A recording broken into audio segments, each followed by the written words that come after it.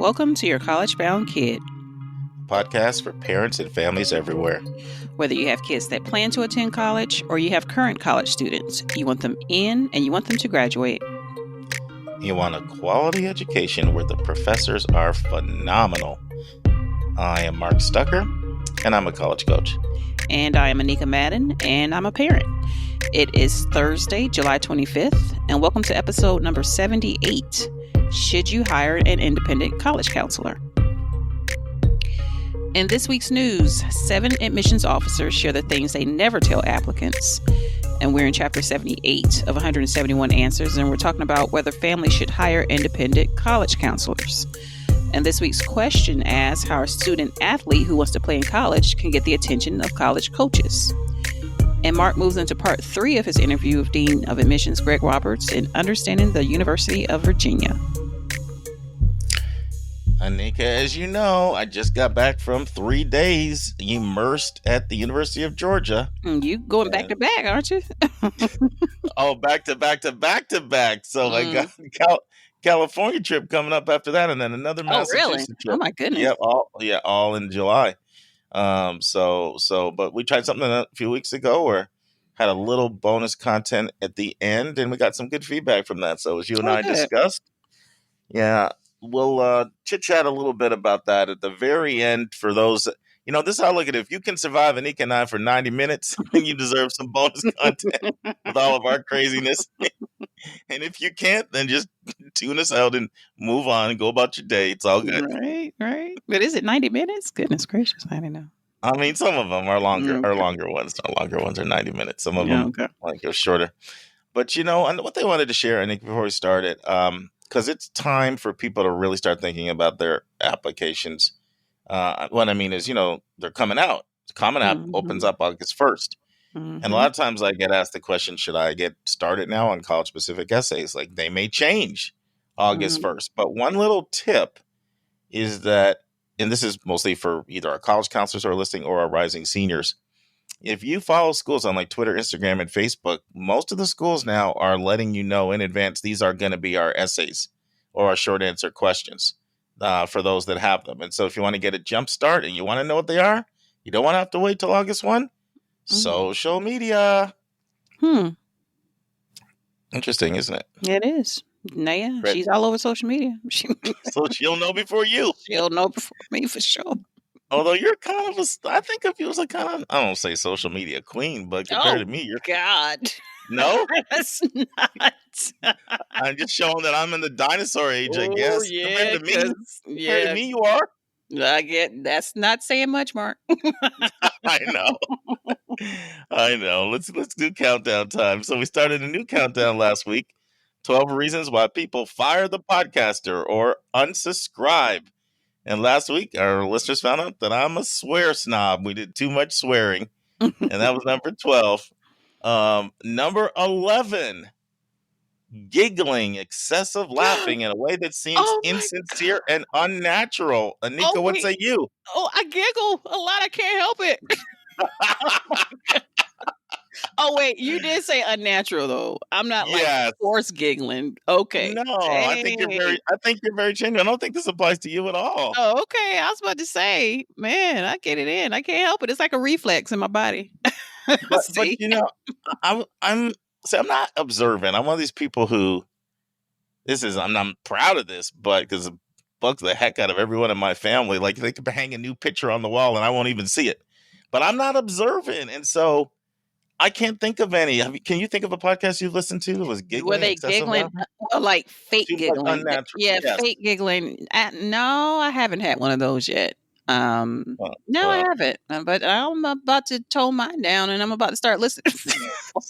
So listen, this isn't supposed to make us so self-conscious. We need to just do us. See, be us. Oh my gosh. Okay, moving on. I can't take it. It's going to drive me crazy. Okay, let's get down to the meat of our episode. Let's turn to college hot topics in the news.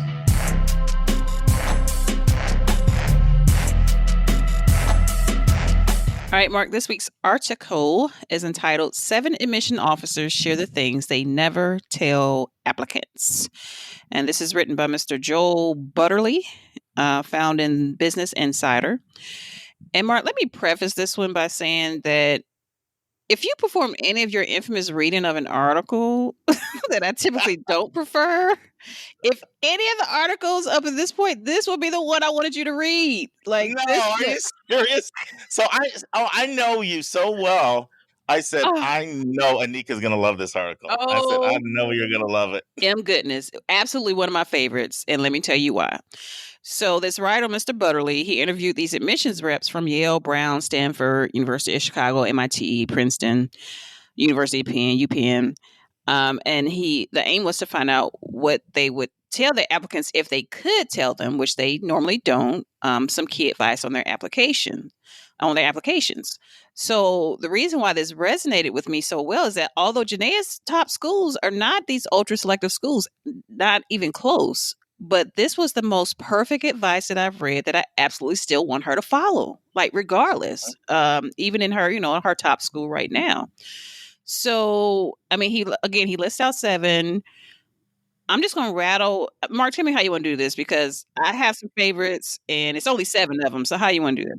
You know what I think we should do? I really think we should go, because I think they're all so good. I really think we should go through all 7 of them. Okay, let's do it. Take one at a time. Okay. And it's so funny because, I'm all jaded because of our last comment. You put me in the no reading penalty box, until next month to put me on reading probation. Not good timing, because this was awesome. And so hence everybody read this article. Go back after you listen to the episode, go find this article and read it twice.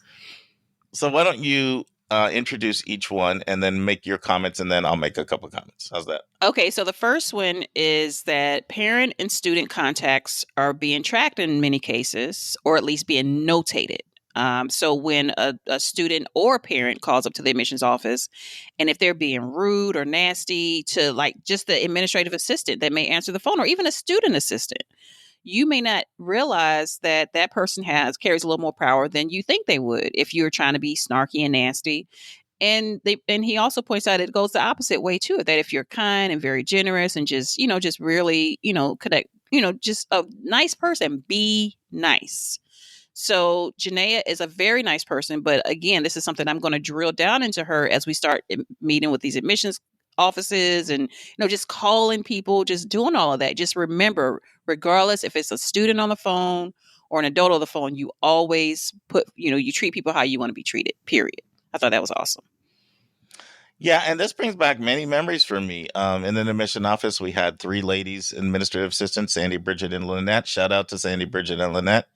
And they would peek their heads into our office and say, "Oh, this parent is," in little comments. I remember this one time where this mom just would not take no for an answer that we were full, and she was trying to schedule and get, her kid in for a visit and a tour. Mm-hmm.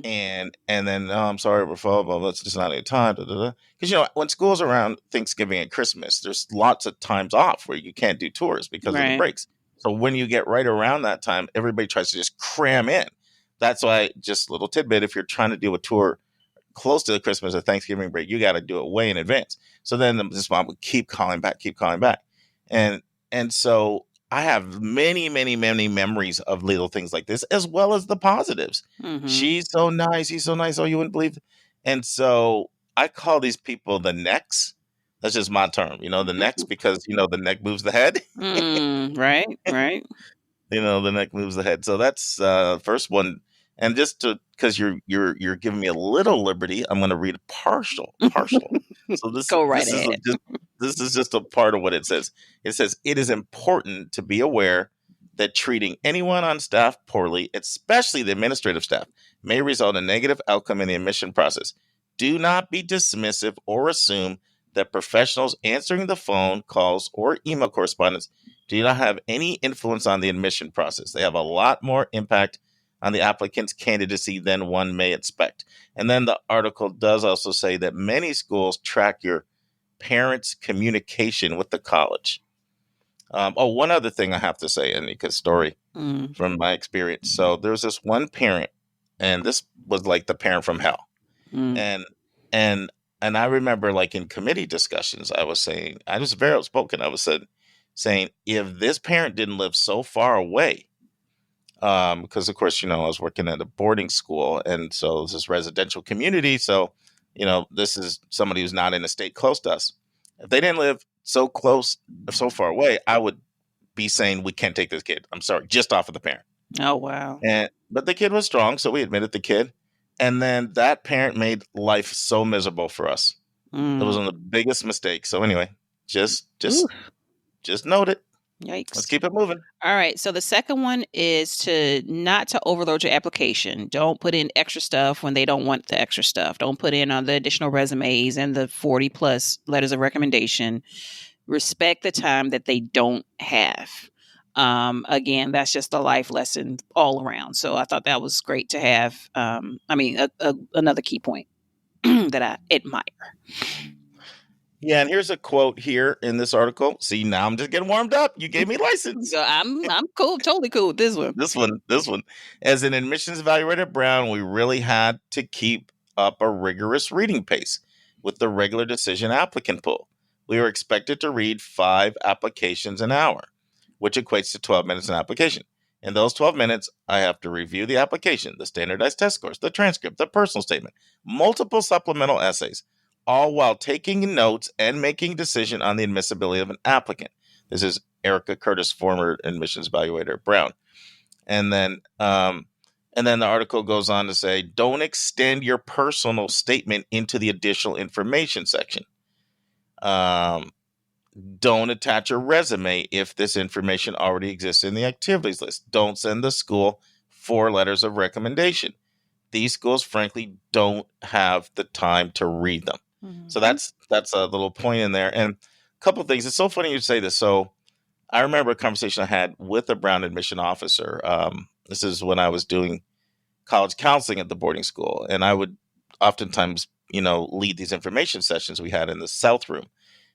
So after the information session with the students was over, students would go back on dorm. And then I was talking with him, and, we just had a long little conversation before he went back to his hotel. This was an evening session. And I said, how's it going? He was really honest. He's like, to be honest, it's not really going that well. I was kind of surprised. Most of the time people say, great, fine, give you that small talk. Mm-hmm. And then he opened up and he said, I had 1,150 applications to read this year. Last year. I want more applications from my territory. I'm probably going to have 1,300 this year, and there's no more time in my day. So he was just kind of venting about the reading workload. So what that translates into as an applicant is, when you have a choice of things within your file, you got to make sure that when you're adding something, beyond the requirements, that you're bringing value. Mm-hmm. That's what you got to do. And so for resumes, every school's got a different policy on a resume. Some will hate them, some love them. You need to ask your schools, how do you feel about resumes? And then, listen to what they say. As far as recommendation letters, you can tell by what they say. Now, a lot of times on the comment app, it'll say how many are required and how many are optional. Okay? And it's interesting, he said this because Brown is a school that will allow up to 4. Brown will allow has 2 required and will allow 2 optional. But here's the thing. Only do those optional if somebody's going to be saying something that the other 2 people didn't say. Right. And that's what, a lot of times once you get in that 3rd and 4th letter, it's repetitive.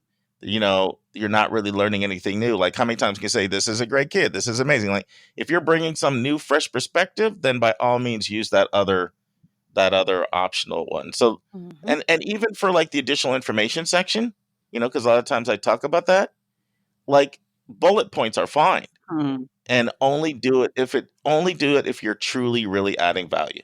Right. Okay. All right. So good segue into this third one, which is don't make your app good, make it great. And so what I reflected on with Jalen, and this might have been when we were going through the boarding process, is that you're sitting there as a family, you're working on these essays, and you're trying to come up with what you think, but among you is really good.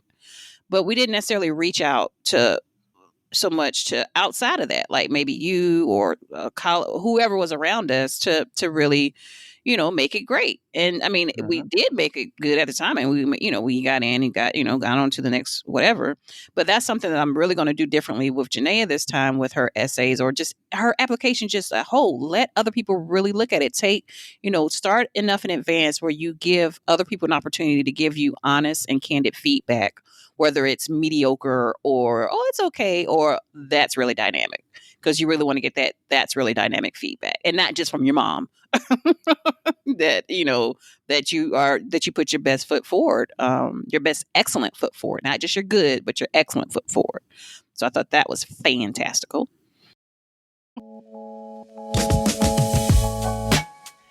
Anika and I are so grateful for everyone who has financially supported our podcast. It allows us to pay our staff and cover our other auxiliary expenses involved in having a weekly professional podcast. At the start of every month, we're going to start sending a special gift to anyone who financially supports your college-bound kid. I will be sending our donors this bonus content once a month directly to your email. The bonus content will be between 10 to 15 minutes in length. Usually it will be a college-related topic that I'm passionate about. Occasionally, it'll be another bonus hot topic in the news segment. Sometimes it'll be an answer to a question that one of our listeners submits to us via email. And you'll receive these monthly audio blogs for a gift of any amount. We know that $5,000 to one person is $5 to someone else, and we don't want your budget to be a hindrance to you receiving this additional bonus content. So if you want to support our show, just go to yourcollegeboundkid.com and click the donate button. And if you've already financially supported our podcast, you will automatically start receiving this bonus content via your email. This bonus content is our way of letting our financial supporters know in a tangible way how much we appreciate you. And if you have any questions at all about our monthly bonus content, just send your questions our way. That's to questions@yourcollegeboundkid.com. Once again, questions@yourcollegeboundkid.com. Yeah, for our first-time listeners, you may be confusing here on this boarding school stuff. I did a year of college admissions. It was so long ago, I don't remember that much about it. I did boarding school admissions for 8 years, 2001, 9 years actually. And both of Anika's kids went to boarding school, and then one just graduated from college, and one is about to go to college. So that's why you kind of, when you say the boarding school, I know for our first-time listeners, I wonder, what are you talking about? Oh, yeah, FYI, sorry. Yeah. But I know we just have like a little talk like we're having here. So there's a quote here. You don't want to just be standard.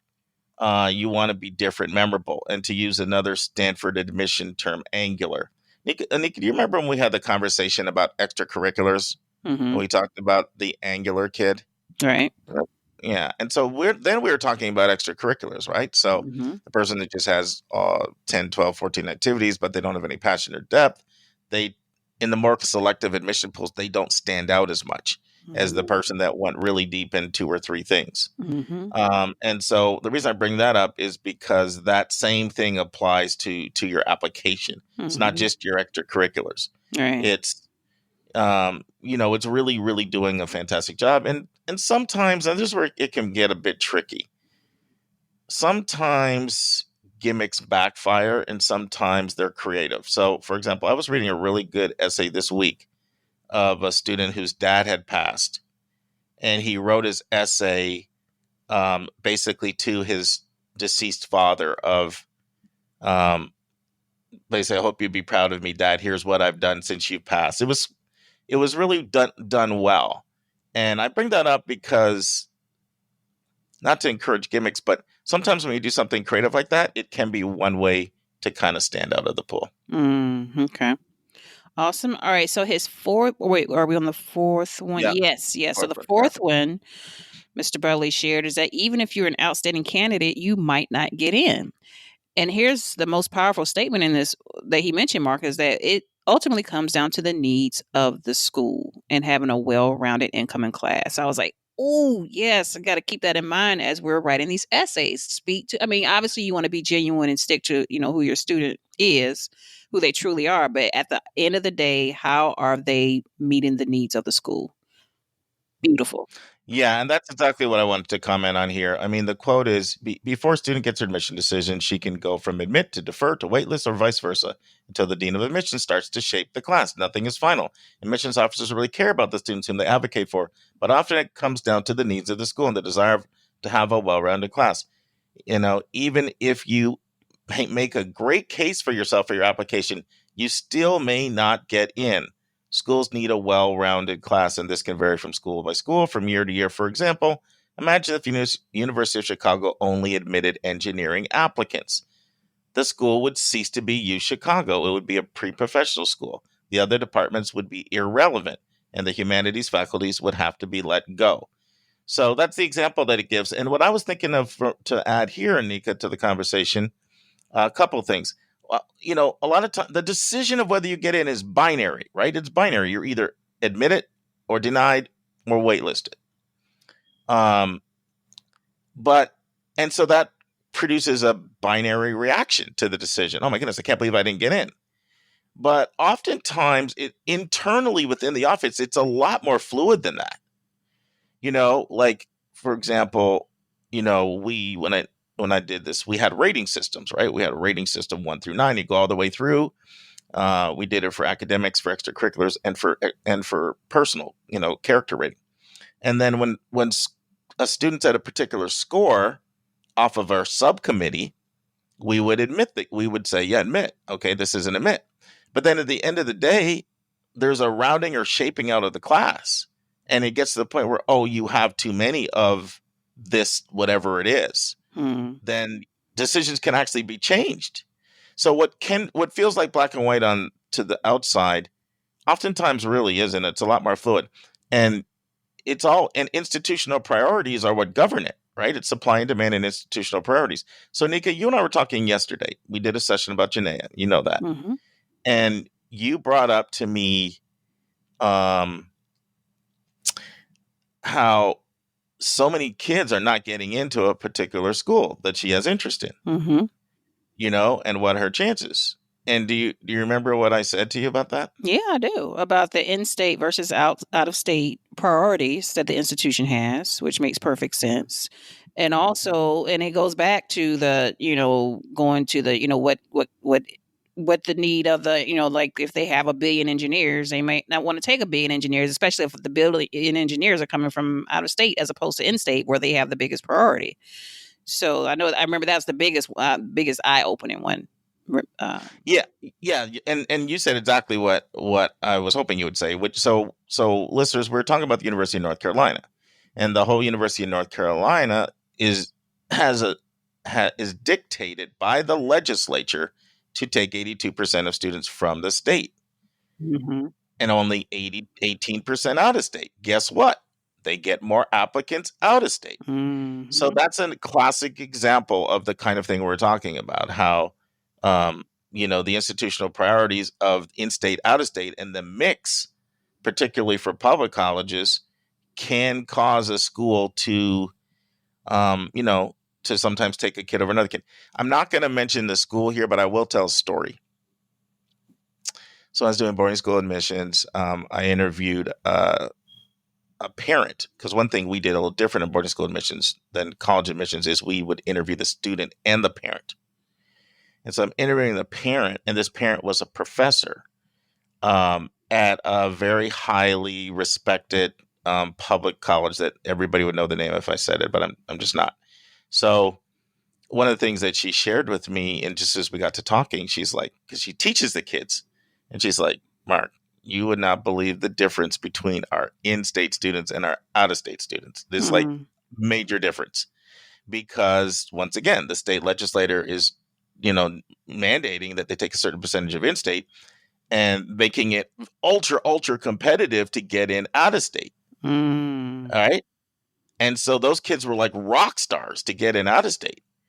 And so as an individual, you could be completely outstanding, right? But you're an out of state applicant, and it's supply and demand is not working in your favor. Right.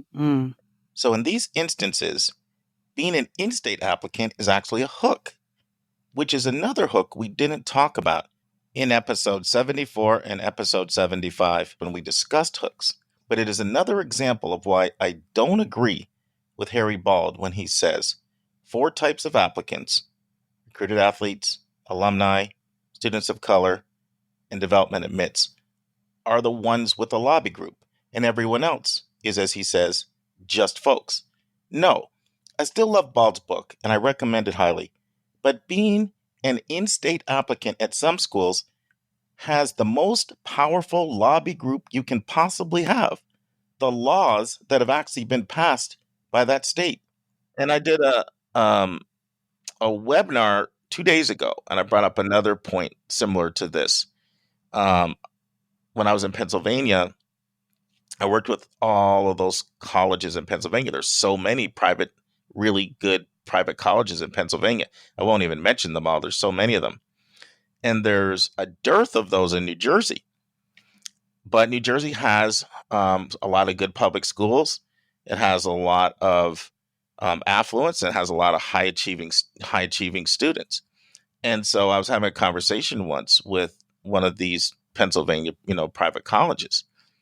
And the director of admissions said to me, Mark, God bless the Caucasian affluent female from suburban New Jersey who applies here, because we get so many of them, and we do not want to be 20% New Jersey. So that's just something to think about. Let's keep it moving. Okay. Oh my God, we're still in this article, but it's so good. Thank you, Mr. Butterly. All right. So the next one was that number 5 is that personality matters. And let me combine 5 and 6. Not that they are related, but personality matters, and getting an interview is a huge advantage. So let's try to rein those in, Mark. Okay. Well, but actually, you know what? Let me ask you about personality. Okay. Because Janaea, I'm thinking about Janaea, obviously. She has the sweetest personality, like so sweet, just very kind. Just, people just like, oh, she's so nice and just so outgoing and generous. But at what point do you need to encourage a kid to be more assertive? Like have a more assertive personality. You know how you notice how some kids, they just have they project their voices louder than other kids. And I'm not even sure if this is related to personality or not. But to me, it does kind of come across as their personality, because they just have this like strong voice. And not that something's wrong with her voice. I'm not saying that. But I just wonder if there's a coaching opportunity here to say, you know what, just speak a little louder or do something. I don't want to tweak who you are, but I do want to tweak who you are for the sake of your benefit. But that's why I'm laughing over here, especially because I know your daughter. Right. I know her since 5th grade or even earlier.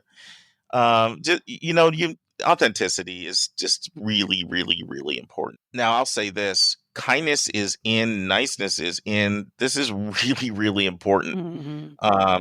So, yeah, is there all of us? I mean, I know my oldest daughter used to drive me crazy when she was really young, and we'd be at a store shopping, and I would say, go. We couldn't find something together, like whatever. I'd say, go ask the person over there. Well, I go get this. No, Dad, I don't want to do it. Right. She was really shy, like dipping. It would drive me crazy. So I'm not opposed to developing that, because now she has no problem with that. Right. So that stuff can happen over time. You can do it in different ways through debate and public speaking and exposure to different things.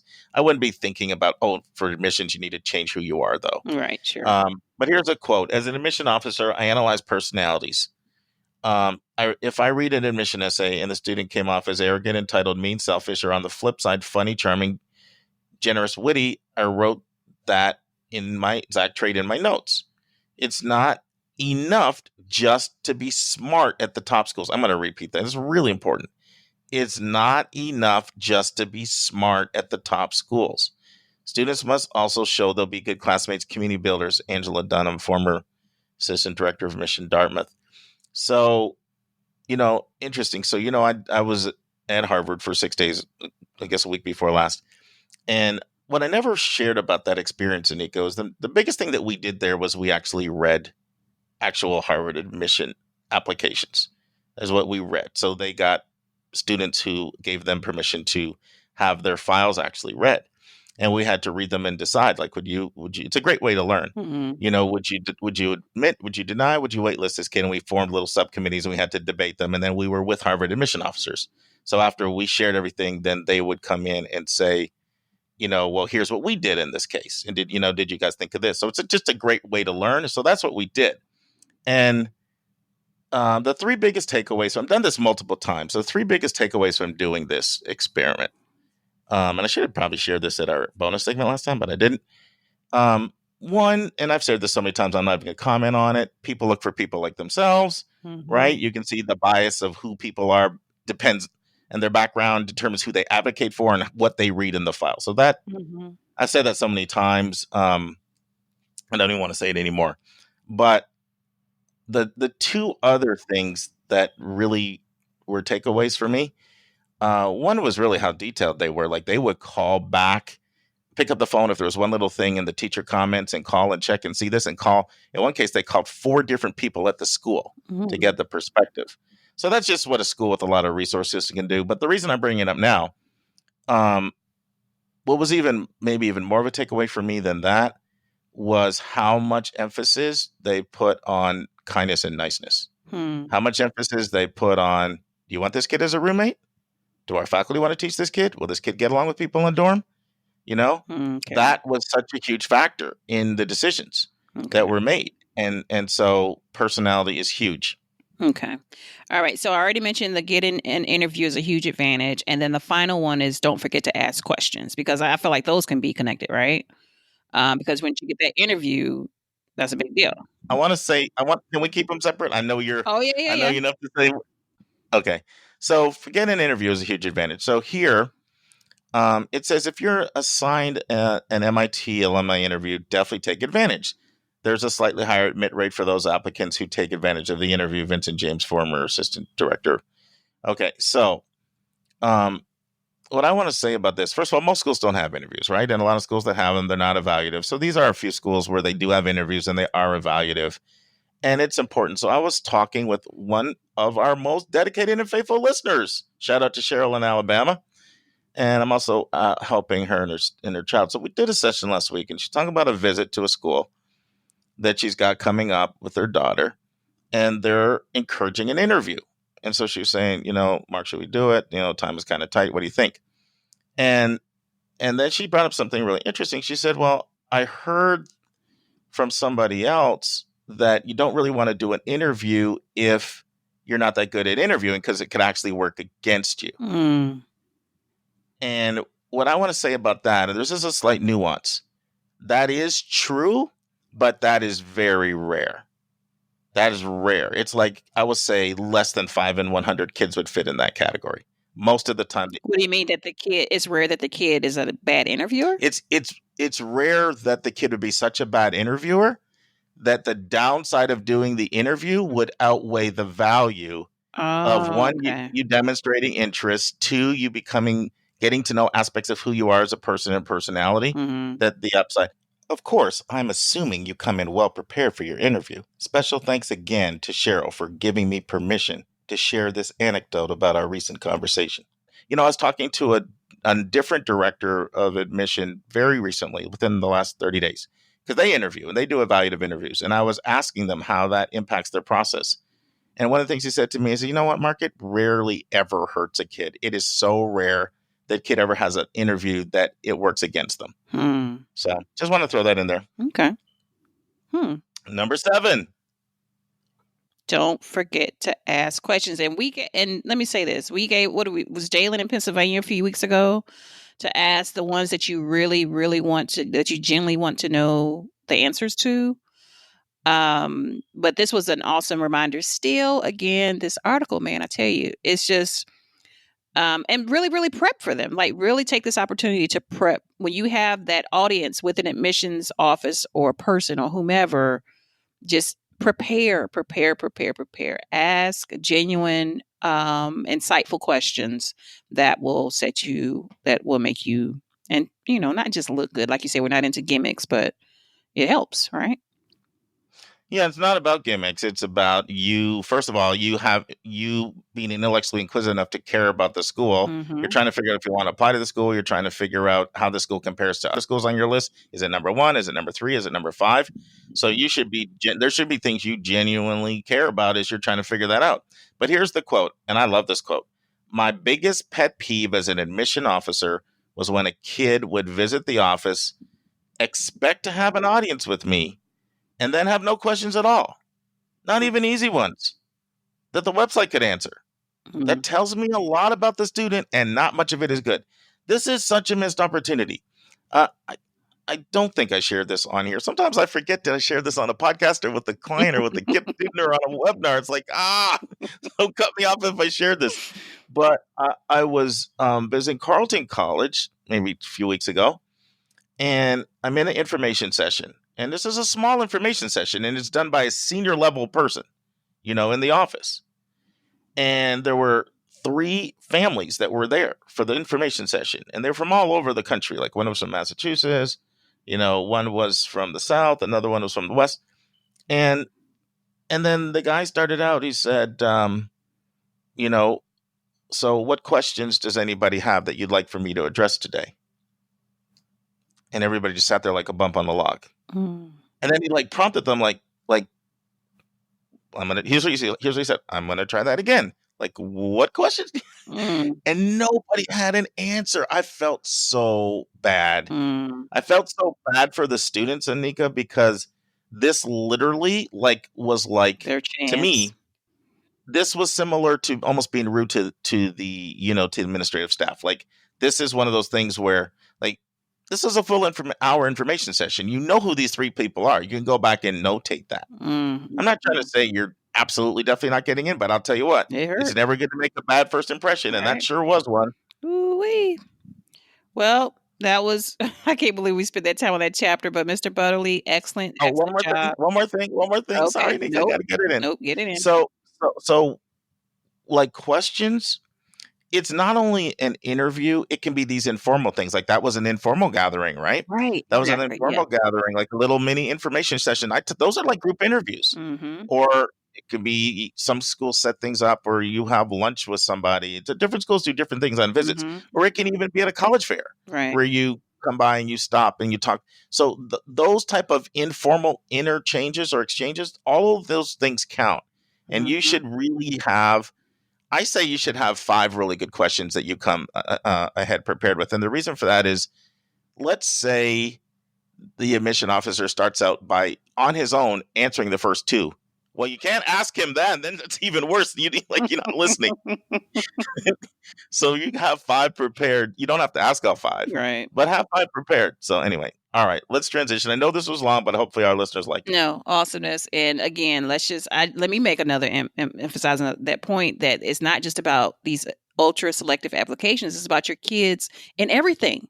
Like the school, whichever school they're applying to, once they get in there, whatever program they'll be applying to, whatever internship they'll be applying to, all of this is ultra relevant. How about that? Sounds great. Love it. Now it's time for our step-by-step walkthrough of the college admissions process.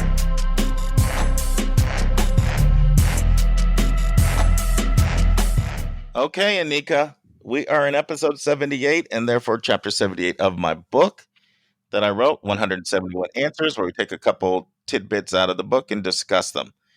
And I will tell you, I said this because I put this in the chapter. This was the hardest chapter of all 171 for me to write. It was very difficult to write. And the name of it is, Should I Hire an Independent Counselor to Assist Me with the College Application Process? You read the chapter? What say you? Well, I won't say that I was surprised, but I was definitely fascinated by how candid you were in the chapter. And it was like one of your longest ones. I was like, whoa, Mark had to get some stuff off his chest. You're right. You did say that. This is one of your hardest ones. And it wasn't so much about answering the question straight on. Well, the answer is it just depends. In some cases, it's not necessary to hire a counselor. But the fascination came in when you started to speak about the friction between private counselors and the homeschool counselors, and even with some colleges. And then you went on to talk about the unethical behavior, that's unfortunate among some private counselors. You had so many good points in here, but you remind us that our school counselor, whether you hire someone independent or not, you had better be forming a relationship with them, period, because they're the ones that have to provide the context to the schools, or you have to provide the context around the student to the colleges that they're applying to. They're relying on the school counselor, not your private consultant. So that's a huge, huge reminder, is that we still have to, regardless if your ratios are terrible, where your counselor is dealing with 1,000 kids or 20 kids or 5 kids, whatever. Just whoever that person is, get to start to knowing them starting now. And also, I thought another thing, Mark, you mentioned, is that you wrote this with the counselor in mind. Like this was a genuine effort to just be a reference to those. I know we have so many counselors that are fans of the show, that listen to the show. So I thought that was interesting too. It was really, really good, Mark. I enjoyed it. Well, thanks. I mean, to me, the question, should you hire an independent counselor? Here's how I would answer that. Do you do your own taxes, or do you hire an accountant? Do you fix your own car, or do you hire a mechanic? Mm-hmm. If you're launching a business, do you read up and do the self-help and study everything on your own, or do you hire a business coach to help you with your launch? The answer is it depends. It varies from person to person. There's not a right or wrong answer. It's going to be different because for somebody like your husband, he doesn't need a mechanic because he can go do that stuff. Mm-hmm. Other people like me can't. So it just depends person by person. Some people are fine with QuickBooks. Some go to the accountant. Here's something I did say about the school counselor, which you said. Let's start talking about your school counselor. They will always be your primary counselor from the perspective of the college. They are the ones who has access to the official records of the school. They complete the secondary school report. They are the ones who must write the official counselor rec.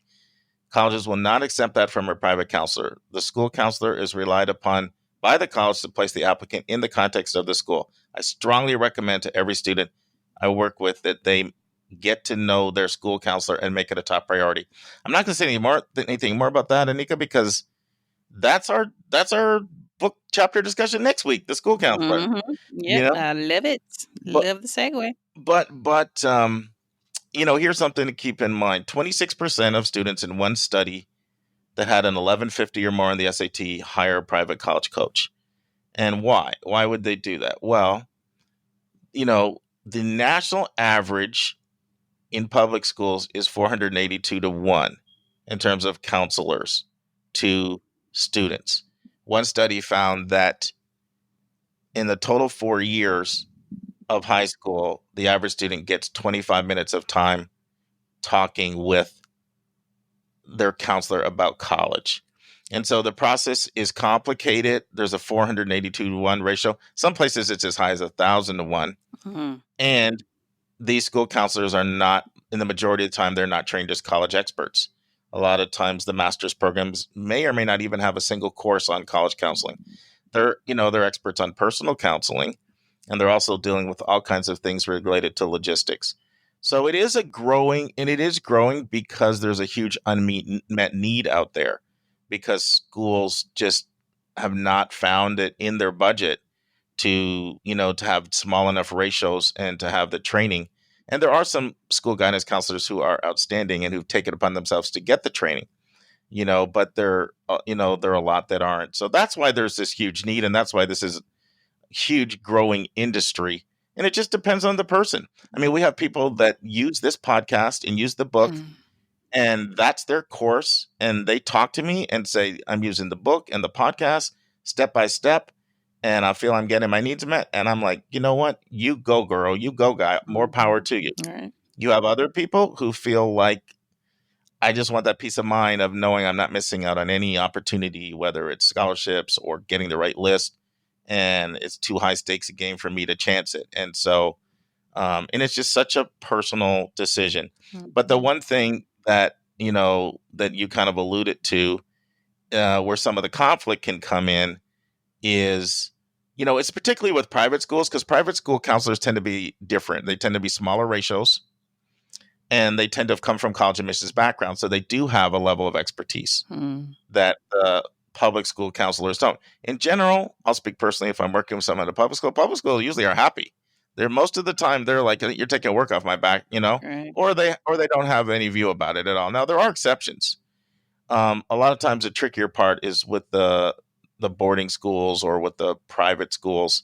And then there's a question that has to be answered by the family. And that is, do I let the college counselor at my school know that I'm getting outside assistance or not? Anika mentioned the tension that sometimes exists between colleges and private college coaches.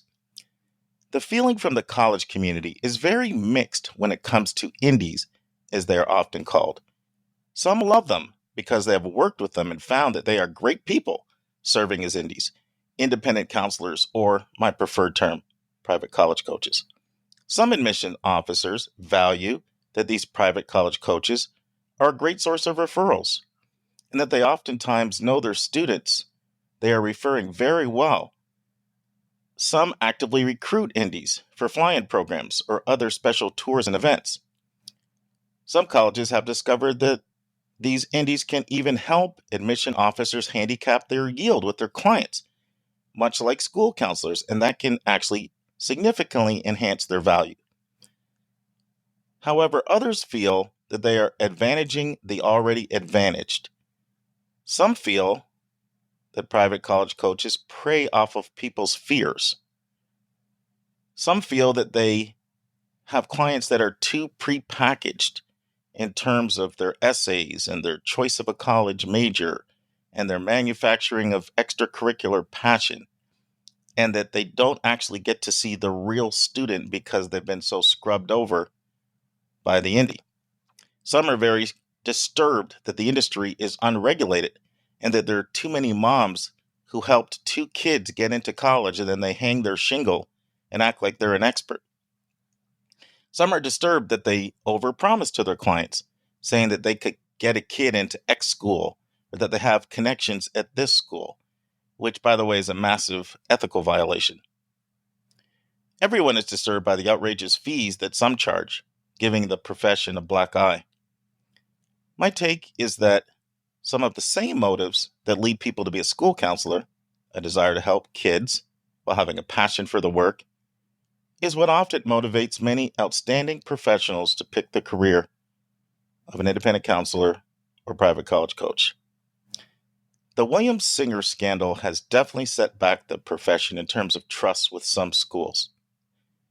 I've had many conversations with some of the most elite schools, and I've challenged them to judge each private college coach individually on their own merits, just like you would with a school counselor. Some you learn to trust, and some you don't. But some schools are really dug in on their view, and they are not budging one iota just because I challenge them to be open-minded. I had one conversation in Boston recently with an extremely prestigious school who very understandably said to me, "Mark, if we worked directly with indies, we would take a huge hit in the media for advantaging the already advantaged, because many private college coaches have a wealthy clientele. And we have to consider this because this would definitely happen. The media would have a field day with it." However, a director of admission at another very prestigious school said to me in late 2017, "Our view of indies is changing. We used to really be against them. But we have had some great people from our own admission office who we know care about kids who have left us to become independent counselors. We know these people do some great pro bono work to help the less fortunate, and that has really opened up our minds and changed our view." This mixed view of indies doesn't really impact their ability to do their work because the work is done directly with students and parents. But as one director told me very recently when I was in Boston, "If I were you, I would continue to be a school counselor and a private coach. Otherwise, you will lose your ability to get invited on certain school visits." The bottom line is this: if you are considering using a private college coach, closely study their resume, closely study their qualifications, talk to them at length, talk to at least 3 people who have used them, and make sure in your conversation with them, you partly test their knowledge, but also you test the chemistry to make sure that you're a fit to work with them. Here's the bottom line. Just like some people do very well with their own test prep, and they do not need any formal prep at all, others have more college options and more scholarship options because they benefited from formal test prep. It is the same way with a private college coach. You absolutely do not have to have one if you empower yourself with knowledge like you get from this podcast. But in many instances, they will be beneficial. There's so much more we can say about that, but I think we should just transition because I feel like if we got into the weeds on this, we'd be in it another 20 or 30 minutes. I think it's hard to do justice, but we can't cover everything in these book chapters. Just hit on a few points and keep it moving. It's time for a question from one of our listeners.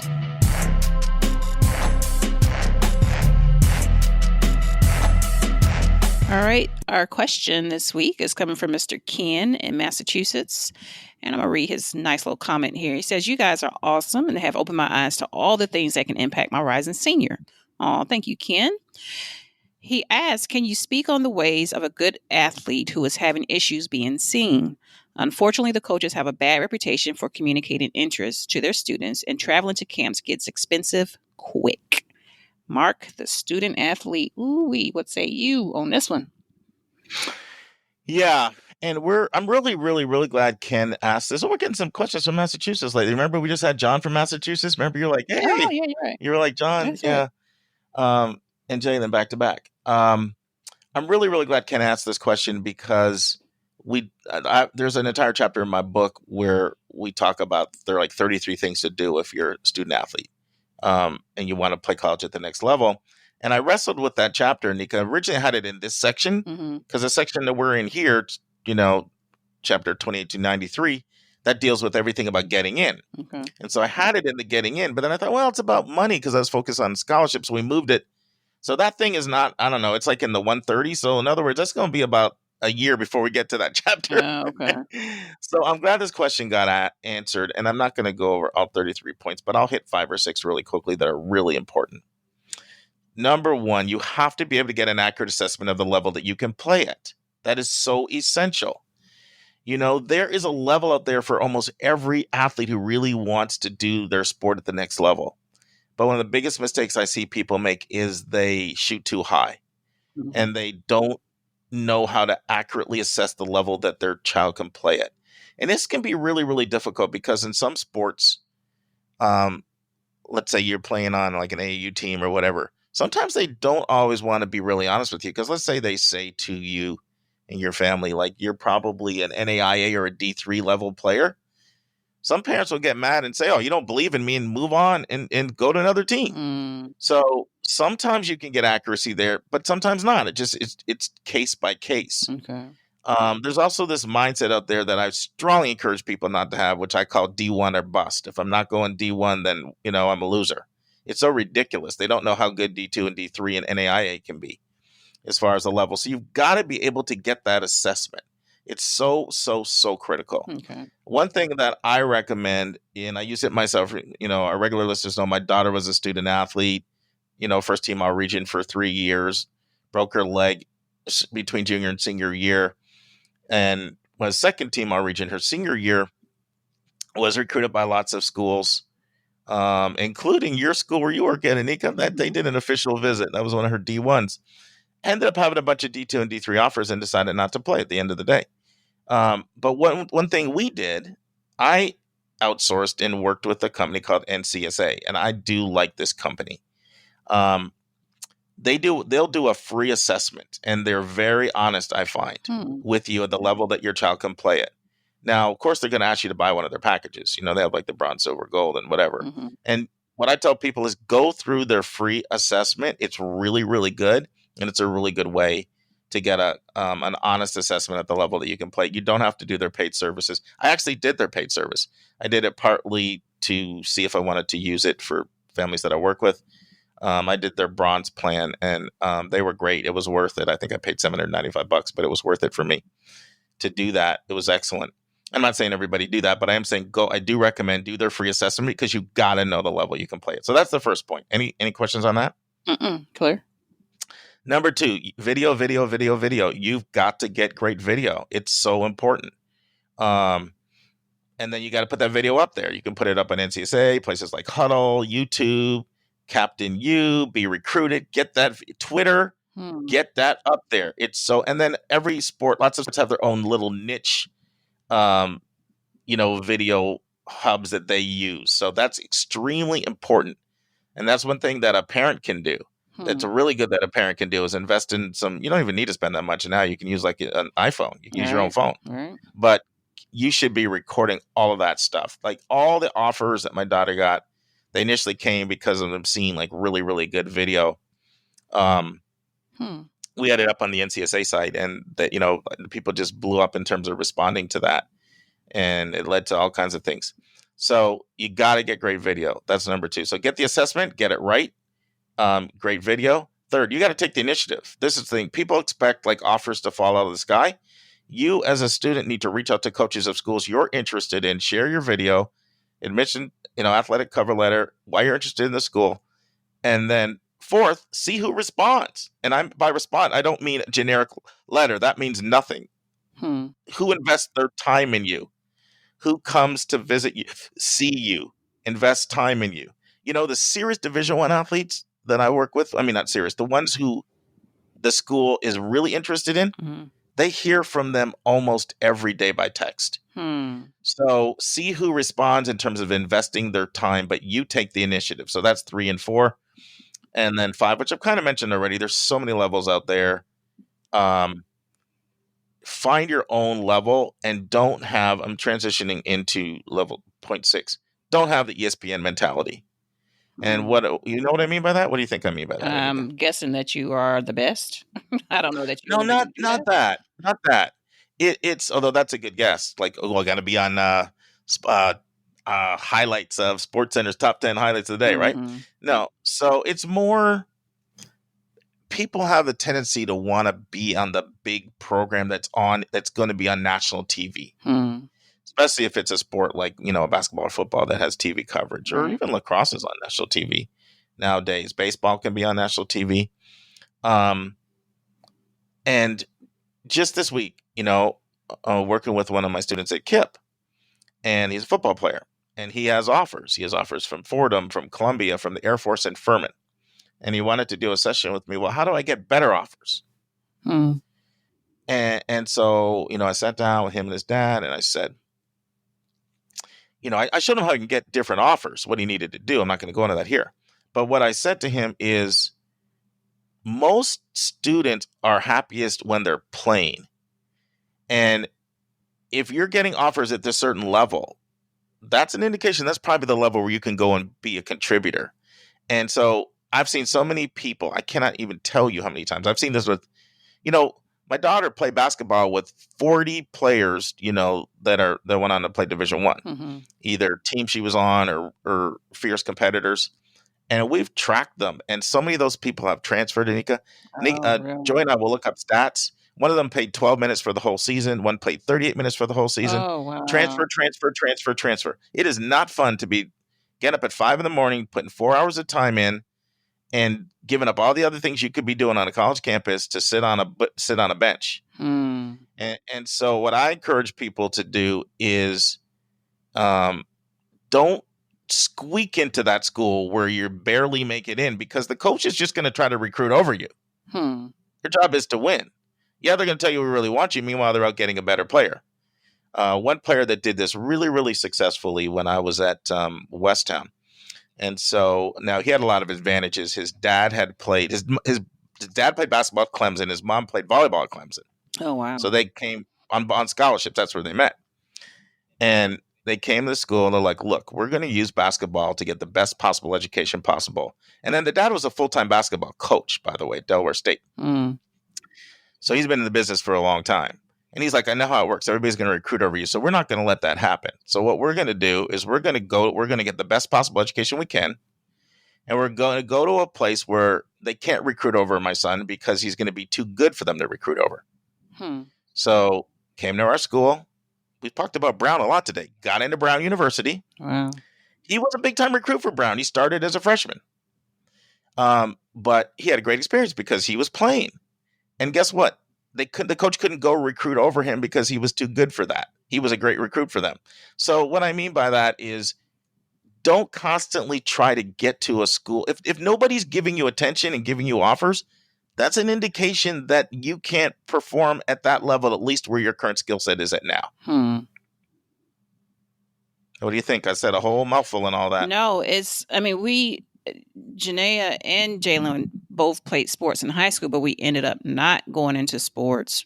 Janaea was kind of wavering back and forth, and I think she's finally settled. But Jalen made a final decision not to because of that reason. Like, do I want to? Am I really committed to getting up at 5 a.m? Or am I trying to become an anesthesiologist assistant? So I can still relate to all of this because so many people, we grew up with so many student athletes, and that's a big deal for them. It's like, I want to be, I want to be recruited. Like, I remember interacting with a family that felt like somebody should have been coming to them, knocking on their door every 2 seconds. So I've seen all of this firsthand. So I know you got some wide opening ears at this point. Well, right I just thought about this. Both of our kids, I mean, at least for Joy, are similar, because I know I'm working with Jalen. For the longest time, I thought Jalen was going to play baseball in college. Right, exactly. For the longest time, Yeah, because he was serious about it. Yeah, exactly. And then I thought Janaea, your second child, was going to run track. Mm-hmm. And then my Joy, she was, from the time she's been 8, there really was never any doubt she wasn't going to play basketball. People are shocked she chose not to stay. Right. But at the end of the day, it's all kind of really similar for us. She looked at where she got all her offers, and those schools didn't offer what she wanted. Right. But I mean, there are people for whom, if they don't get that scholarship, they can't go to that college, right? And so I say to people, college sports can be, particularly at high level, it can be for people for whom, hey, I need this is my financial pathway, or I don't see other options. Or it can be people like, I'm like a fish out of water if I'm not doing my sport. And those are people who it's great for. Now, the nice thing about D3 is you can do it and have balance in your life. You can still do it and go abroad. You can do it and get a great education. So D3 can be great, but D3 doesn't give athletic scholarships. So if it's a family that makes a lot of money, they won't qualify for much need-based analysis, and they can't get athletic money. But anyway, we're getting too much into the weeds here, I think. But hopefully we gave Ken some good information and our other listeners some good information. Yep.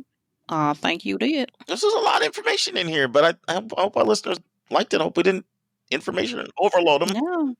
Well, I loved it and I need it, so I'm good. Well, you're a good barometer, because you're the first. You guys don't know this, Anika, but Anika's the one who'll get off the podcast and say, "Mark, that was too much information. Dial it back." So, no, this was all good. Thank you. Appreciate it. And now, this week's interview with a special guest.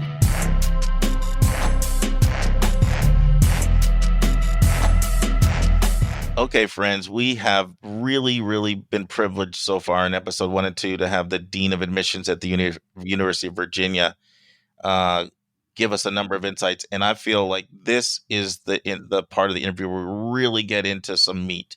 So, what Greg does here is he gives us an overview of University of Virginia so we can understand what makes it distinct and different from other universities. And he talks about the different schools within the universities. For example, the School of Architecture, the McIntire School of Business, the School of Engineering. He talks about the Curry School of Education and Arts and Sciences. He talks about nursing. And he also talks about the Batten School of Leadership and their new data science school. So he gets into the heart of UVA. He also talks about what went into the decision by UVA to offer early decision. UVA is the first flagship school to offer early decision, and it's coming out this year. So Greg's been all over the media. In fact, I just read an article in the Washington Post he was in, and he talks about that. And he's really transparent and really honest and really genuine. And then he talks about that. So I really want you to hear this interview. I think you're going to enjoy it. Awesome. Well, let's talk about the University of Virginia. Give us take a few minutes and just give us an overview for our listeners so we have a better understanding of UVA. Sure. As we've mentioned, I've been here for 16 years, and I was familiar with Virginia, having grown up in the state, but I did not attend. And it's a fascinating place. It's an institution that in many ways is anchored by a set of values that drive our decisions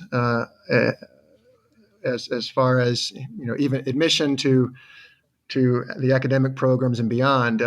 We talk a lot about integrity and respect for yourself, respect for others, honor, and these are Jeffersonian values. And it's interesting to talk about the university and what it means today, particularly in light of Jefferson and what we've learned about him. In many ways, he was an incredible human being that changed this country.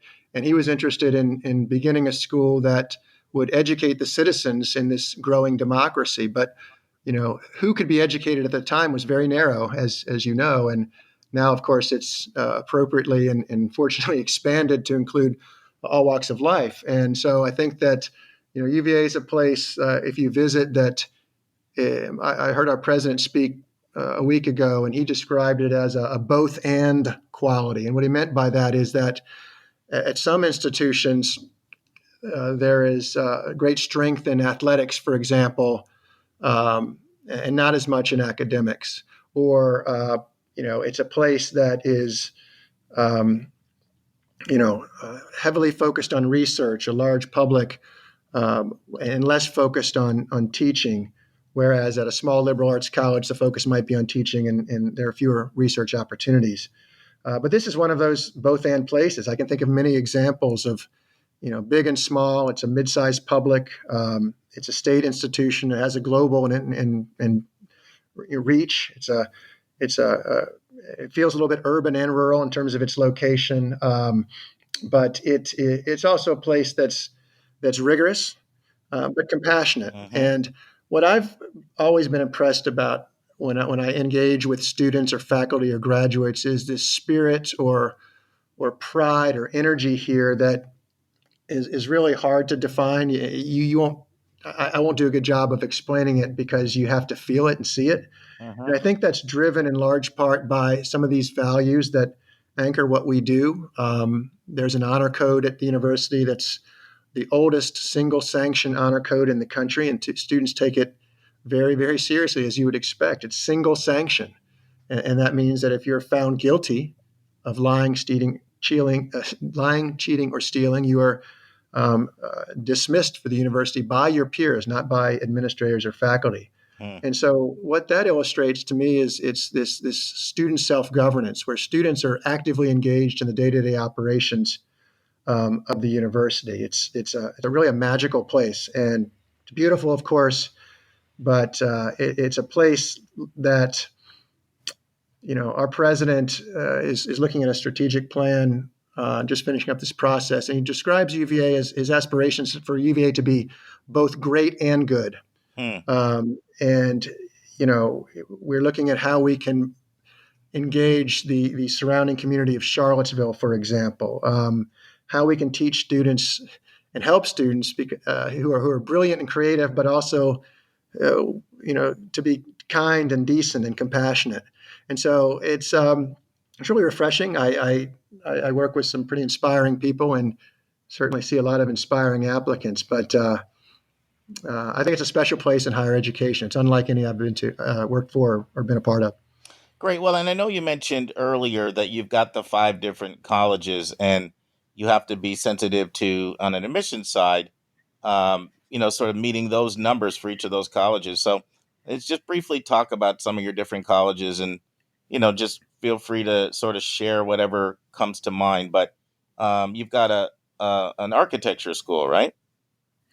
We do. We have an architecture school. There are 11 schools at UVA, by the way, and however, some of them are merely graduate programs or specifically graduate programs, like the law school or the Darden School of Business. And other schools at UVA are schools that you would enter after you've already been enrolled as an undergraduate. So, for example, the undergraduate business program is called the McIntire School of Commerce, right? One of the top business programs in the country. But you would not enroll into that program until your third year. But at UVA, what I like about the academic opportunities is the great flexibility. This is a place where the average class size, or I'd say 85% of the classes are under 40. So even though we are a large public, there's still this connection to faculty. And what's more, there's the ability for students to pursue study in different areas, even outside of their chosen school. So, for example, you could come to UVA and pursue chemical engineering, but receive your minor in business, for example, which is a completely different school. Or a student who comes in as, a college student interested in perhaps research or neuroscience, and after a year decides that they really want to become a nurse, then they can move into the nursing school without too much difficulty. So there's a lot of flexibility. I would say quickly that the College of Arts and Sciences really anchors the university. It's the largest division by far. Right. The majors range from mass media and American politics to astronomy, creative writing, environmental science, and so forth and so on. But that is the larger program that most students would enter. We also have an engineering school, and I love the engineering school. It's fascinating. It's a school that would attract not only students who are interested in hardcore engineering as a profession and as undergraduates, but it's also one that threads in through the liberal arts program, so that they are taking courses in liberal arts and the like. I'll give you an example real quickly.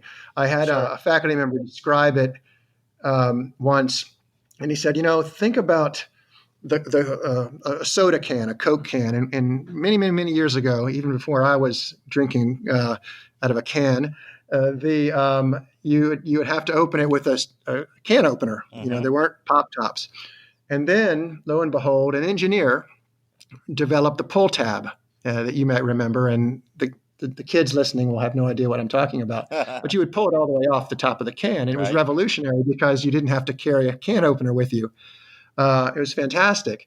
But what he didn't consider, I suppose, was the environmental impact that might have when you pull that off and you drop it on the beach, or the health impact when someone steps on it, and the cost and so forth. And so a way to describe UVA's engineering program is it's looking at building things that will change the world, but also looking at all of the other ramifications of that design, the environmental, the political, the health, and so forth. And that really encapsulates what they're trying to achieve there, this broad, comprehensive, holistic approach to engineering. Lastly, I mentioned the other schools. Architecture, as you mentioned, is really one of my favorite schools, to be honest with you. You go over there and it's a wonderful facility, exposed brick. You have all these awesome learning labs. We have a program for those interested in design, but we also have an architectural history, urban planning, at a high, grad level, landscape design. So a lot of the students who come in with, who are highly creative, will gravitate towards that program. Of course, as Jefferson's Academical Village is, a great example of architecture, and is a UNESCO World Heritage Site. So it couldn't be a better place to study architecture than the Jeffersonian lawn. Now, are you for which schools, Greg, are you kind of admitting to the college right out of high school, as opposed to the way McIntyre is set up, where it's more of a third-year application? The College of Arts and Sciences, engineering, architecture, nursing, and then a special program within the Curry School of Education, which is a kinesiology, sports medicine type of program. And I didn't mention Curry, by the way. They have one of the best teacher ed programs in the world. And they also have a new program that was established a few years ago called Youth and Social Innovation, which is a pretty cool program too. All right, so those are all done. And I know one thing you guys do, which I love, you have a fantastic school profile listed on your website where you show number of applications, number of admitted students, everything. Is it fair to look at the acceptance rates for those schools as a gauge of how selective they are? Or do you think that's sort of, that's an incorrect way to read that data? Well, I think that when students are looking at institutions and trying to get a sense of how competitive they might be, that's sort of a logical place to start when you look at offer rates. I would caution them, however, because, I'll give you an example. Nursing, given the smaller number of spots and the high volume of applications, I believe has the lowest offer rate, but the academic profile isn't as strong, at least on paper, as, say, engineering. And so, you might be interpreting information, raw numbers like that, incorrectly. And also, I would suggest that students who are looking at that as to develop their game plan or approach to the application process, or looking for an easier path, that's probably not a great idea, because in some of those smaller specialty schools at institutions like UVA, we are looking to see and understand the level of knowledge a student might have, or even commitment to those programs. So, for example, the nursing school is highly interested in looking at students who have had some prior experience working in a setting, in a hospital, as a volunteer, as an intern, or something like that. So we have some sense that they know what they're getting into. Because that's a direct BSN program that you have, isn't it? Exactly. Yes. It is. It's harder for something like architecture because I don't think students are often as exposed to architecture as high school students. But still, we are looking for the fit there. And if it's perceived to be a student who's applying, simply as a back door, then a lot of times that's pretty evident as we read the application. Let's take a break to learn about Mark's recommended resource for the week.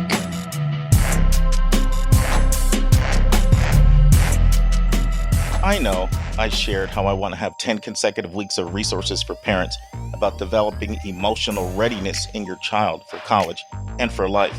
But I'm going to take a break for a week and share a great way to research colleges that I tell my students at KIPP and my private clients to do as a project to help when they're trying to finalize their college list. Go to Google, put the name of the college in Google, and you will notice that there are 5 hyperlinks under Google.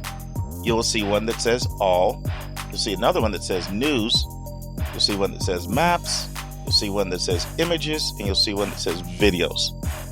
Click the news button and start reading article after article after article. Not just on the first page, but go back and read dozens and dozens of articles.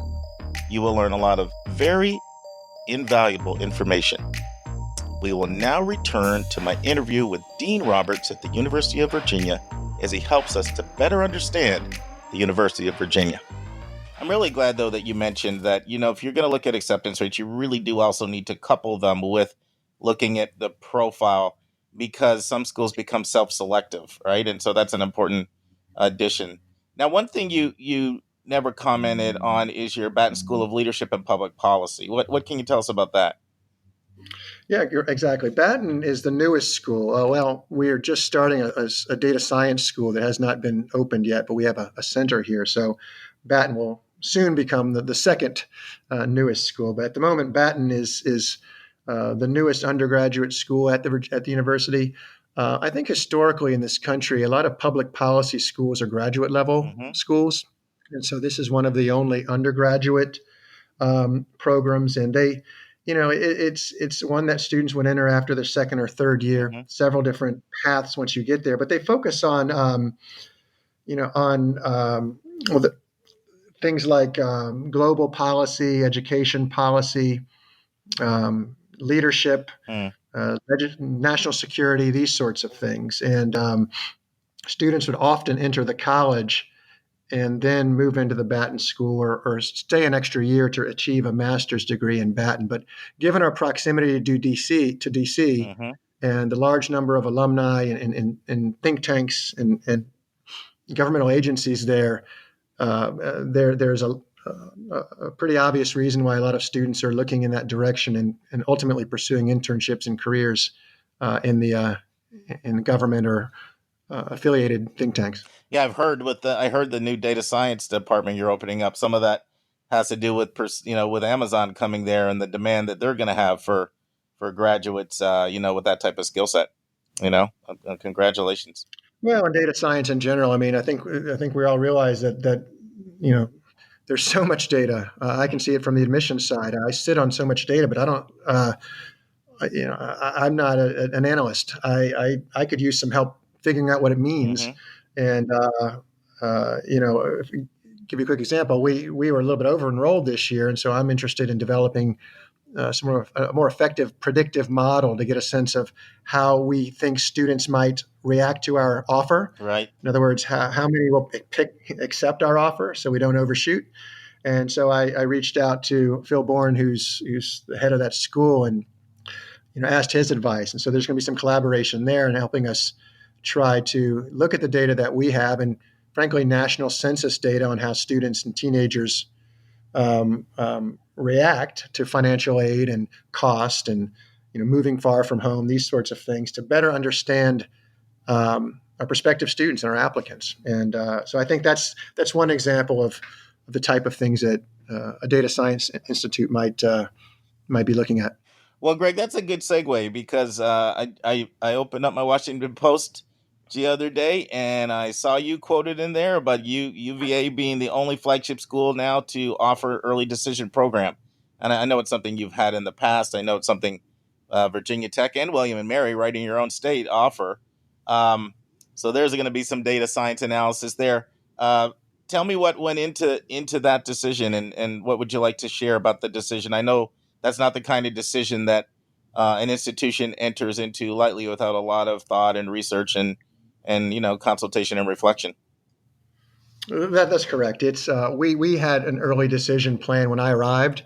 That was eliminated in 2006, and at the time, the reason for eliminating that program was because we had early decision tended to be, and frankly, probably still is, a little bit less diverse than the regular decision pool or other applicant pools because of the binding nature. But what we, along with Harvard and Princeton, we're looking to sort of take a step back and to hopefully lead an effort to decrease the level of anxiety, or at least the push to earlier applications and stress and pressure on families. And to our surprise, nobody joined us. And after several years, we found that we were losing out on students because we didn't offer an early plan, and students were still interested in an early notification, probably to take the pressure off in the spring of their senior year. I can certainly see the reason that students would be interested in an early notification. So we added in an early action plan. Harvard and Princeton had a slightly different variation. Ours was unrestricted. And we've had that in place for a handful of years, and it's been highly successful, almost arguably too successful, because we receive over 20,000 early action applications. And as we for the past year or so, at least, we have been talking to counselors and students and others who have expressed a desire for UVA to reinstitute early decision. And so we've spoken to other schools who have early decision. And although we are the only flagship public, I guess, I didn't even know this until it was pointed out to me, there are other publics that do have early decision, many in the state. And frankly, most of our peers, or a lot of our peers, private peers of the world, the Dukes and the Vanderbilts and so forth, have early decision as well. The one difference I think here is I hope people will, I understand the concerns from an optical level of early decision. There's a perception that schools use it, the motives for adding early decision are more institutionally focused as opposed to focused on the students themselves. I always liked early action because I believe it's the most student-friendly program there is. Right. You can receive an early notification with an aid offer, and then you are not required to commit immediately. You can compare.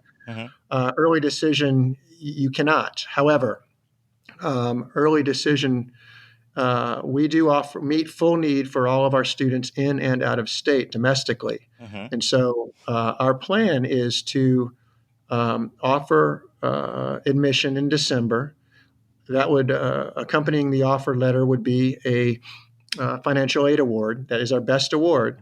And then students would be able to use that to determine whether or not they can come. And if a student finds that the award is insufficient for them to enroll, then it is not binding at that point. I don't think that there are many students that will do this, because I believe we have a pretty robust aid program. But I can still see students who are uncomfortable with that because they want to compare aid offers, or they might be looking at merit offers. And if you apply early decision, you forfeit that opportunity. But that's why we have early action. And that's the one difference between our program now and our program 13 years ago. We would not have added early decision if it required us to eliminate early action, because I believe that early action has been very good to us. It allows us to enroll an impressively diverse class. So our intention is to take a look at the pool this year. Mm-hmm. We have no intention of over-enrolling early or making it easier for early decision students. And I think that's the one assumption that some have, is that if early decision turns out to be less diverse and you're making it easier for that portion of your pool, Mm-hmm. or you're admitting half your class in that pool, even though it's only 10% of your applicant pool, Mm-hmm. then I'd be very uncomfortable with that. Right. So our plan at this point is to monitor the pool, but limit the number of early decision offers, particularly the first year, Mm-hmm. and take a look at the offer rate with the hope that it is is similar to the overall offer rate of the previous year. But all this is going to hinge upon the size and the strength and the diversity of the early decision pool. So for those who have concerns, I understand, but I also would urge them to be patient. If a year from now we take half our class and our class is far less diverse, then they have a good argument, and I would be the first in line to suggest some changes. But I believe this allows us to offer a plan for each type of potential applicant. Mm-hmm. Those that know they want to come to UVA and desire an early notification, those that either don't know or need to compare financial aid offers Mm-hmm. and desire an early application, and those that aren't prepared or it would be unwise to apply to an early program. That's why we have a regular decision. So 3 plans for 3 different types of applicants. Would it be fair to say that a part of the motivation is that, there's some students that you really weren't able to be in play with because maybe they just go ED to Duke or to Vanderbilt, or even with you having William and Mary and Virginia Tech, unlike a lot of flagship schools, rarely do you find other public in-state competitors offering ED programs. In fact, I don't even know of any other state that has that. So as part of the thinking that, maybe, some of those kids we may want at UVA, and maybe they'll consider us versus committing early and we don't even get a chance to be in play with them. Was that at least part of the motivation? It makes sense. I'd have to tell you that wasn't a big part of the conversation. I think what was a bigger part of the conversation, well, for 2 reasons. One, I would hope that students who are going to commit early decision are so invested and so committed that they wouldn't be persuaded by another, right, having to wait a month right, to get a decision in early action. Right. But secondly, what it did, I believe, was, there are going to be students who would have applied early action, but now are going to apply early decision and are going to be admitted. Mm-hmm. And so, given the fact that our early action notification date is January, and that's driven by volume, we can't read 20,000 applications in a month and a half. Right. We were forcing students to apply regular decision to other schools. Now, I still think that if those students are admitted in January in early action, they would come. I don't believe we were losing many students but we were making them submit regular decision applications because the deadline for that is January 1, and they wouldn't hear from us till late January, and that costs money. Yeah. So if you have a student who's applying to 8 schools at $70 a pop, if they apply early decision and they get in, they only submit, our $70 deposit, or application fee, instead of $560 for 8 schools to hear from us 3 weeks later. So I do think that for some students, it'll certainly save them in terms of the cost of this whole process of applying to college. Next week in the news, over 60 and crushed by student loan debt. And we'll be in chapter 79 of 171 answers. And we're talking through what role your school counselor plays in the process. And next week's question asks if they should join a scholarship society that is asking them to pay a fee in return for certain benefits.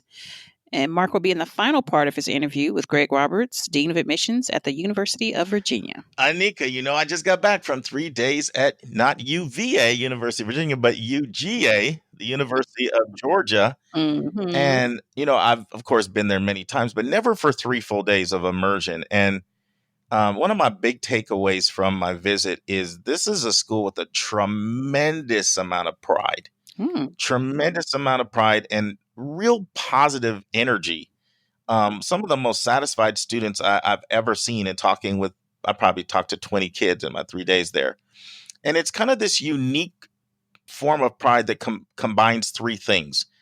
It combines the fact that the school has been really, really growing in selectivity tremendously since 1994 when Georgia offered, for the most part, almost free tuition for students with a B average or higher, which just catapulted the school in terms of applications. Do you know there are 285 students coming in this year, Anika, that are either valedictorian or salutatorian, first or second in the class? Oh, wow. That's a lot. Ooh. Almost 300. That is a lot. So, the skyrocketing selectivity, so people feel that sense of pride that they've been admitted there. So there's sort of that type of pride. There's huge pride about their sports program. I mean, they have the number 1 incoming football recruit and the number 1 incoming basketball recruit. Ooh. So they're kind of an athletic powerhouse, and football is king. This is the South. Like Stanford, the stadium there, 92,000. Somebody said, this is funny. Somebody said, how many people are in our stadium? I was on the bus tour. Someone said 92,000. They said 92,745. So they are proud of that stadium. And guess what? They said tickets are $10 for a student. For a parent, you can't get in for 150. What? Yeah, there's that school energy pride coming to the game, the fun aspect of college. We talked about a little bit that, like the face painting and the tailgating and the whole scene around the big game. That's there. But there's another type of pride that's this historic pride they have. If you go to their website, they'll say UGA, the birthplace of public education. And that's like a model. It's all over the school, everywhere, the birthplace of public education. And so this is just a fascinating little tidbit that I think our listeners might find interesting. There are 3 schools that claim that they are the oldest public university. 3 schools. So it could be the truth. So here's the deal. So the University of Georgia, the 3 schools are the University of Georgia, the University of North Carolina, Chapel Hill, and the College of William and Mary. And each one really has a legit basis for their claim. So Georgia was the first state to create a charter. So they were the first public university flagship school to charter and say, we are going to have a public education for our citizens. So they are the first ones to do it. Mm-hmm. So, they have a claim that happened back in 1785, right?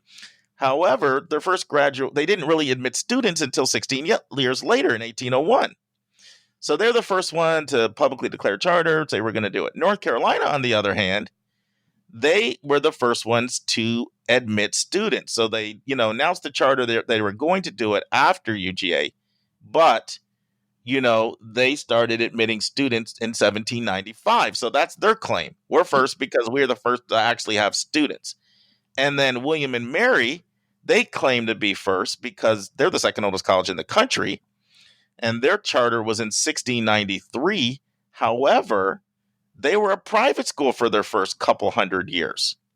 And it wasn't until, some significant financial problems that they had in around 1888 forced them to become a public school. And they really became a public school in 1906. So interesting claim. All three kind of are telling the truth, right? But I'll just say that the only other thing that I'll say, they have an unbelievable honors college, which is just really, really impressive. But one thing I will say is they really need to get their act together with the registration process. Karis came down from Davidson to join us for the weekend. And she noticed, it's hard to it's not that easy to get your courses. You got to go to drop ads and this, that, the other. And that's one advantage that some of the other schools have still. And I think they need to still do a better job in that area of allowing students to get their courses without getting bumped all the time by, that's because that can lead people to not graduating in 4 years. All right. So I don't want to talk too long because we've already been on here for a long time on a podcast, but they offer Gorgeous campus with almost 200 majors and almost anything and everything that's there. I would say for the person that wants really strong academics, lots of school spirit, and that quintessential college town like Athens, where the whole town is sort of centered around the college, it's a place to check out. And that's our show. A big thank you to you, our listeners, for tuning in this week. And if you found this podcast helpful, it would help us tremendously if you would subscribe and write us a review on your favorite podcast listening station. And please be sure to click the share button and send this to someone you know that could really use this information. Your College Bound Kid is produced by John Lockenbaugh. The amazing music that you hear is by Victor Allen Weeks. Artwork is by Andrea Togo. And marketing designs are by Kimberly Blass. And if you have a question or a few questions that you would like for us to answer on the show, please email us at questions@yourcollegeboundkid.com. That's questions with an S at yourcollegeboundkid.com. Every week, we'll take one question and include it in the episode. We don't like your questions. We love your questions, so send them our way. And by the way, check out our website, which is just simply yourcollegeboundkid.com. Again, we thank you for tuning in, and we look forward to meeting with you again next week.